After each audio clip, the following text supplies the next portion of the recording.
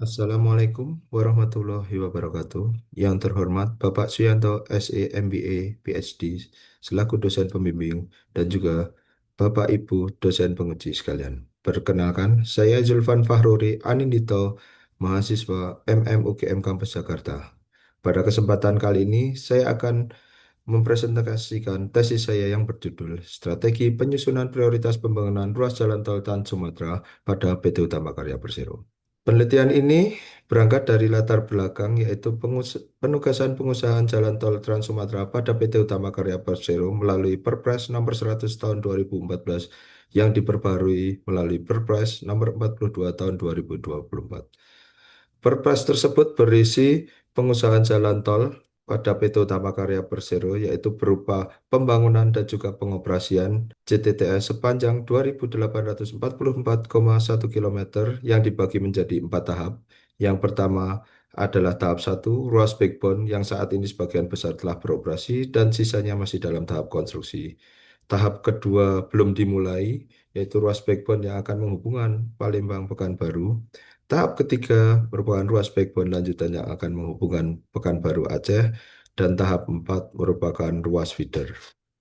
Tahap satu sepanjang 990,5 km sebenarnya ditargetkan selesai di tahun 2024, namun beberapa ruas mengalami keterlambatan, sehingga saat ini belum selesai dikerjakan.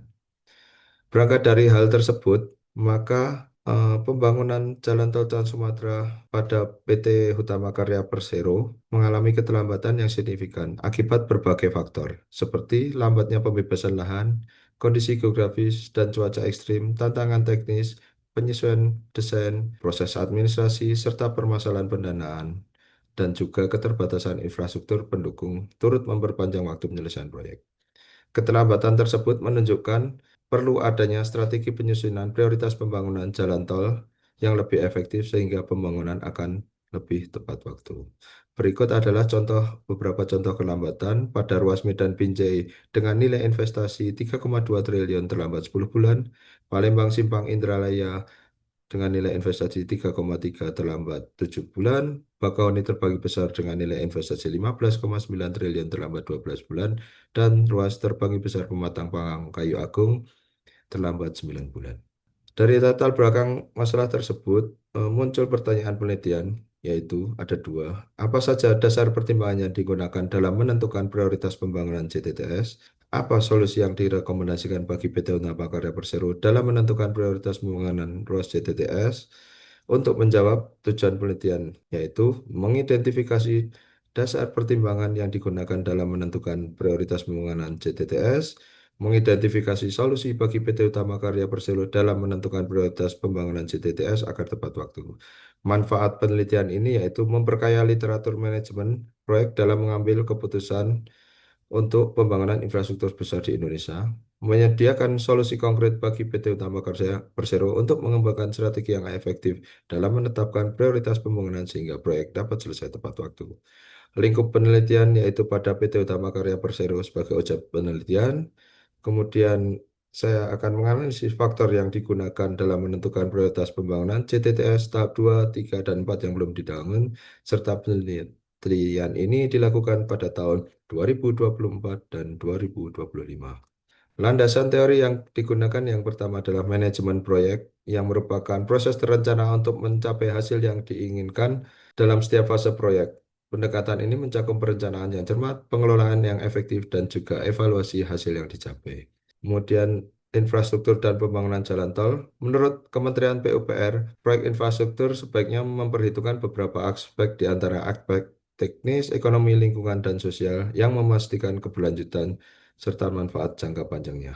Kemudian teori berikutnya mengenai Decision Making Framework for Infrastructure Development atau disingkat DMFID, merupakan pendekatan terstruktur sistematis dalam pengambilan keputusan, terutama dalam situasi kompleks seperti pembangunan infrastruktur yang melibatkan banyak pemangku kepentingan dan tujuan yang beragam.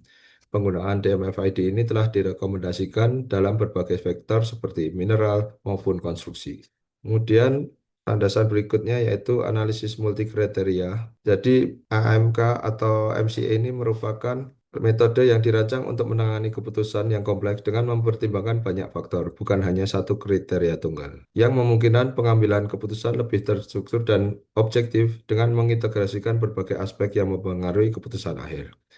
Metode yang umum digunakan seperti analitik hierarki proses atau HP, Topsis, dan juga Prometheus. Pada penelitian kali ini saya akan menggunakan pendekatan Topsis. Penelitian ini juga didasarkan pada penelitian terdahulu yang menggunakan metode multikriteria analisis. Beberapa penelitian menggunakan AHP, Topsis, maupun Prometheus, bahkan ada beberapa yang menggunakan penggabungan ketiganya. Kerangka penelitian ini berangkat dari latar belakang masalah tadi yang saya sebutkan di awal, yaitu keterlambatan proyek-proyek JTTS tahap 1. Oleh karena itu, perlu disusun strategi penyusunan prioritas pembangunan jalan tol untuk mengurangi hambatan dan mempercepat pembangunan. Kemudian akan berusaha menjawab tujuan penelitian, yaitu mengidentifikasi dasar pertimbangan yang digunakan dalam menentukan prioritas pembangunan JTTS, serta mengidentifikasi solusi bagi PT Utama Karya Persero dalam menentukan prioritas pembangunan JTTS. Kemudian dari hal tersebut kita akan menggunakan kerangka DMFID berdasarkan penelitian dahulu dan juga olah data internal yang akhirnya membentuk 5 dimensi utama, yaitu faktor persiapan proyek, legalitas, kelayakan, integrasi, skema yang diturunkan dalam subkriteria masing-masing. Dari hasil pengelompokan 5 dimensi tersebut, kita akan melakukan pengolahan data menggunakan MCA. Dalam pengolahan data menggunakan MCA ini akan melakukan penilaian alternatif menggunakan metode DOPSIS. Kemudian dari hasil evaluasi penentuan prioritas ini akan didapatkan hasil penyusunan prioritas pembangunan ruas jalan tol dan nantinya akan mencapai kesimpulan dan rekomendasi. Metodologi penelitian yang dicapai adalah desain penelitian yang merupakan studi kasus pada PT Utama Karya, kemudian metode pengumpulan data berupa observasi dokumen internal, serta kuesioner dan wawancara dengan manajemen di lingkungan PT Utama Karya Persero, yaitu ada 4 orang, EVP Perencanaan Jalan Tol, EVP Divisi Pembangunan Jalan Tol, EVP Pembangunan Divisi Pembangunan Jalan Tol, dan EVP Perencanaan dan Investasi Divisi Perencanaan Jalan Tol. Metode analisis data yang digunakan yaitu DMFID serta analisis multikriteria dengan menggunakan metode TOPSIS. Hasil penelitian berupa pembobotan. Sebelum ke hasil, kita akan menganalisis 20 ruas jalan tol yang belum dibangun, dimulai dari ruas pertama yaitu Betong Tembino Jambi, ruas kedua Jambi Rengat, ruas ketiga Jangsan Pekanbaru, hingga ruas terakhir yaitu Batu Ampar Muka Kuning Hang Nadim. Dari ke-20 ruas tersebut, kita akan menyusun 5 kriteria utama, 5 dimensi utama tadi yang kita buat berdasarkan kerangka DMFID. Yang pertama yaitu kriteria persiapan dengan subkriterianya masing-masing berupa FS, Basic Citizen, Penlog, dan lain-lain dengan bobot akhirnya tercipta 25%. Kemudian kriteria kedua 25%, kriteria ketiga kelayakan dengan bobot 25%, kriteria keempat integrasi 17,5%, dan kriteria kelima skema sebesar 77,5%. Setelah tercipta 5 dimensi utama tadi berserta subkriterianya, kita akan menggunakan analisis Topsis. Pada analisis ini terdapat beberapa tahapan, ada 6, dengan rumus masing-masing. Yang pertama adalah membangun perbandingan metrik kinerja, kemudian melakukan normalisasi matriks perbandingan kriteria dengan rumus di bawah ini, kemudian membangun perbandingan matriks kinerja, melakukan penjabaran dari solusi ideal positif dan solusi ideal negatif, mengkalkulasikan jarak perhitungan antara solusi ideal positif dan negatif, serta yang terakhir adalah menentukan jarak untuk mencari solusi ideal dari setiap alternatif dengan menggunakan formula dan urutan peringkat alternatif. Yang pertama, dari hasil pembobotan 5 kriteria tersebut didapatkan hasil pada tabel paling kiri. Bobot kriteria 1 maksimal 25, kriteria 2 maksimal 25, kriteria ketiga 25, dan seterusnya. Kemudian, dari hasil analisis pembobotan kriteria ini dilakukan rumus Topsis yang saya sebutkan di awal tadi, dan ini merupakan hasil normalisasi dengan menggunakan rumus Topsis. Dari tabel hasil normalisasi terlihat bahwa ruas dengan nilai normalisasi yang lebih tinggi menunjukkan performa yang lebih baik dibandingkan alternatif lainnya. Sebagai contoh, yaitu R6 pada kriteria 1 memiliki nilai 0,41 yang merupakan nilai tertinggi. Kemudian berikutnya dilakukan normalisasi pembobotan dengan mengalihkan nilai R dengan bobot masing-masing kriteria. Didapatkan hasil juga bahwa ruas 6 pada kriteria 1 memiliki nilai yang paling tinggi, yang mencerminkan kesiapan dokumen teknik seperti FS, basic design, PENOP, DPPT, serta aspek lingkungan yang paling besar dibandingkan dengan ruas lainnya. Kemudian dilanjutkan dengan metode TOPSIS tadi melakukan rumus berikutnya, diperoleh ranking prioritas pembangunan ruas jalan tol Trans Sumatera. Tabel hasil ranking mencangkup beberapa indikator utama yaitu solusi ideal negatif, solusi ideal positif, nilai preferensi, dan ranking. Ditujukan pada tabel yang kiri. Nilai preferensi tertinggi menunjukkan bahwa ruas tersebut memiliki ranking paling besar. Hal ini yaitu ruas ke-6. Terlihat pada tabel yang kanan. Coba saya urutkan dari ranking 1 hingga ranking 20. Tercipta prioritas pembangunan ruas jalan tol Trans Sumatera, ruas mana yang harus didahulukan. Yang pertama adalah ruas Palembang Betung, kemudian Prabu Mulih Muara Enim, Betung Tempino Jambi, dan seterusnya hingga ruas dengan peringkat terakhir yaitu Batu Ampar Muka Kuning Hang Nadim dikarenakan memiliki nilai preferensi paling rendah yaitu 0,3.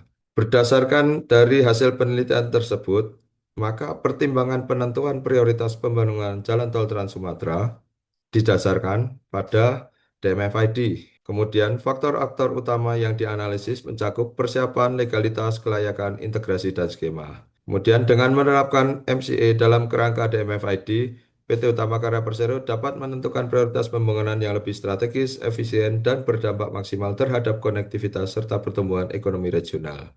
Kemudian bagaimana penentuan prioritas pembangunan proyek JTTS?